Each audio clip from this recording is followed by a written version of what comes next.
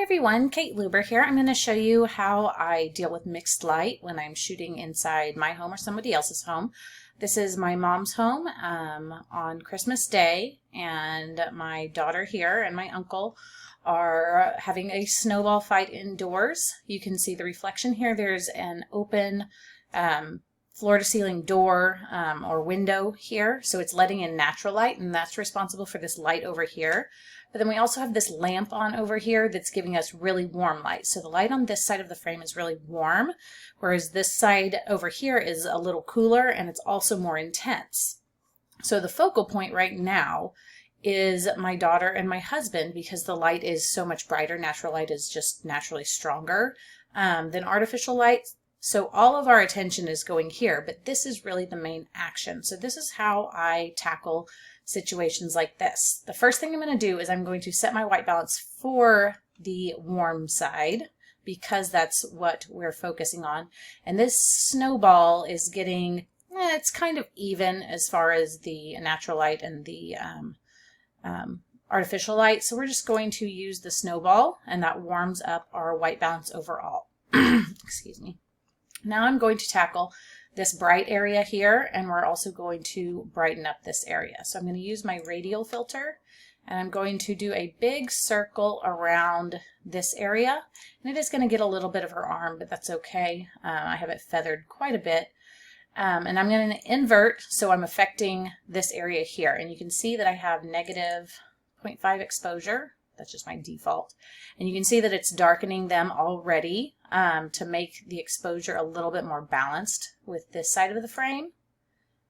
And then I'm also going to warm them up just a little bit. I'm going to warm this whole side, but I want to warm them a little bit extra since the light was so intense on them and also a lot cooler on them.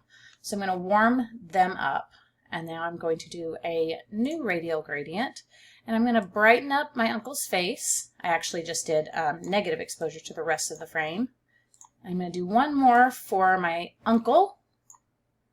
And then I'm going to do one more, and this is going to be a diagonal. So I really want to emphasize this diagonal I have going here with my daughter and my uncle. So I'm going to get a nice diagonal here.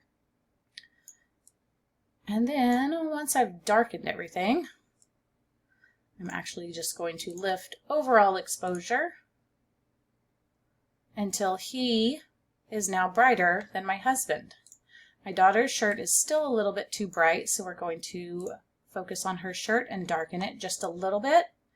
Now we're going to do some straight gradients, and I'm going to come on this side of the frame, and I'm going to darken that whole side of the frame, and I'm going to warm it up so that it matches the color. I'm just kind of comparing this color of the wall to this over here. And then I'm going to take another radial gradient, and I'm going to come over here on this corner. I'm going to invert it. And then I'm going to play with the temperature slider and the tint. It's a little too magenta. That's too far. Cool that off just a little bit.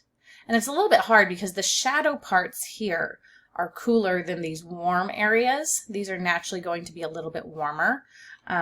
So that's something you kind of have to find the balance. I don't want to make the wall blue at the same time that I'm neutralizing this. And then we're just going to take the saturation, and we're just going to lower that a little bit so it's not quite so intense there. I think that's a little too blue.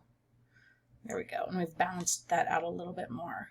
So now what we've done is we've darkened them, we've made this the focus here, this interaction here, and minimized them over here so that we have more of a balanced frame. We've warmed up this side of the frame so that our color is even over the different sides of the frame to make it nice and pleasing. And lastly, I'm going to transform to get all those lines nice and squared away. And there's our final image. Thanks for watching.